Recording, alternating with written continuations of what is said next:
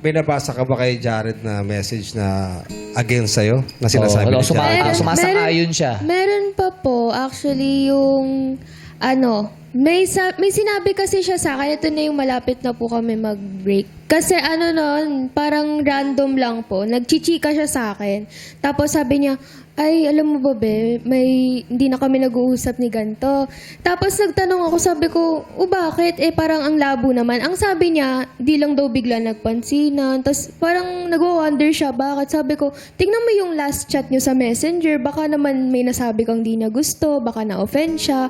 Tapos, nung tinitignan namin, parang ayaw niya munang, may ayaw siyang ipabasa. Tapos sabi ko, ano ba to? Ba't parang may tinatago ka? Ganyan-ganyan. Tapos, binigay niya na nung nag-react ako. Tapos, nung nagbabasa kami, parang nagre-react siya na, wag mong tignan yan, ganyan-ganyan. Tapos, may nabasa ako na parang may sinasabing, masama sa akin yung friend niya. Tapos, nung nakita ko po kasi yung the entire convo, hindi niya man lang po napagtanggol. Parang na-enjoy niya po yung attention na parang, okay lang yan, red flag yan si Kirsten, ganyan-ganyan. O baka naman kasi yun talaga nararamdaman niya. Hindi na pa. Hindi, di ba sabi mo bakit hindi kanya pinagtatanggol? Baka he might have felt the same thoughts about you. Di ba kunyari, example lang, sinasabi nung girl, nung best friend niya, si Christine parang matampuhin. Kunyari, yun lang issue. Si Christine matampuhin. Tapos hindi kanya pinagtanggol. Ikaw yung next, pati mo ako pinagtanggol na sinabi nila matampuhin ako. Baka naman kasi para sa kanya, matampuhin ka nga. Para ipagtanggol ka niya. Pero that time po kasi, yung topic po nila is yung mali po talaga ni Jared. Sa kanya po, hindi niya po sinabi yung mali niya. Ang sinasabi niya lang po yung reaction ko nun. Kasi ang sabi niya lang po, ang kwento niya lang daw po dun sa tropa niya, yung parang nagalit ako, ganito, nagkakalabuan daw kami. Tapos sabi ko, alam ba nung friend mo na ang dami mong mistake sa akin na nagawa? Feeling ko ang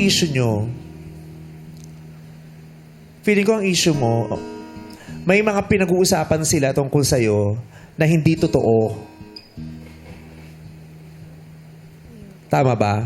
May mga pinag-uusapan sila na hindi totoo. Ayun po. Kaya yun ang ikinagagalit mo, na parang hindi naman totoo yung mga pinag-uusapan niyo tungkol sa akin. Ayun po. Tapos, nung nalaman ko po yun, ang sabi niya kasi sa akin nun, wala siyang sinasabi, nagkakalabuan lang. Tapos yung pala may kwento talaga siya. Ganun. Oo, yung parang, yun nga, nagkukwento ka sa mga kaibigan mo. Kasi mga kaibigan mo, may mga comments din tungkol sa kanya.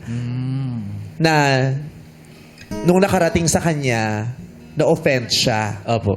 Kasi feeling niya, either hindi mo siya pinagtatanggol o hindi naman totoo yung mga sinasabi nyo tungkol sa kanya. Ikaw din, hindi totoo yung sinasabi mo sa kaibigan mo tungkol sa kanya.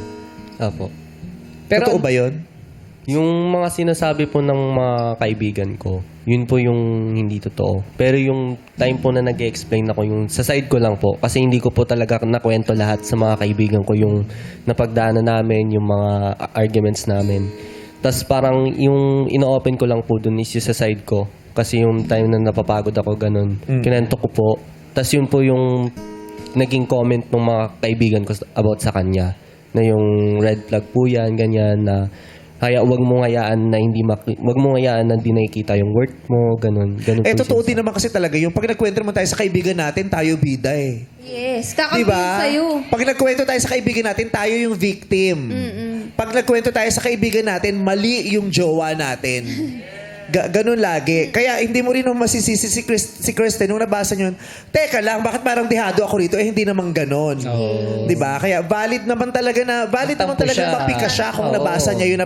Teka, bakit parang ang sama-sama ako naman dito sa kwento ninyo, di ba? Parang hiyang-hiya naman na si Lucifer sa akin. Baka nga hindi ka bet ng mga friends ni Jared. Baka hindi ka bet ng mga friends. Hindi siya bet ng mga friends mo, no? Isa lang po yun eh.